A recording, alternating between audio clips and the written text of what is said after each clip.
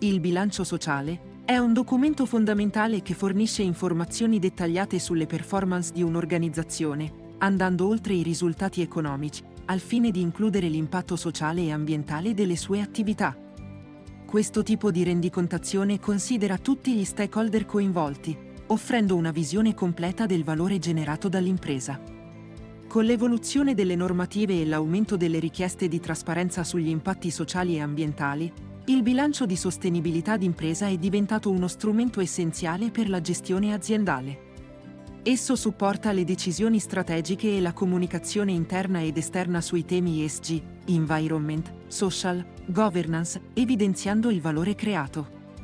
Vega Formazione, con il corso Sostenibilità d'impresa, come redigere il bilancio di sostenibilità e il bilancio sociale, mira a fornire una comprensione approfondita del percorso strategico e gestionale per la revisione dei processi di rendicontazione non finanziaria, al fine di redigere un bilancio di sostenibilità d'impresa completo.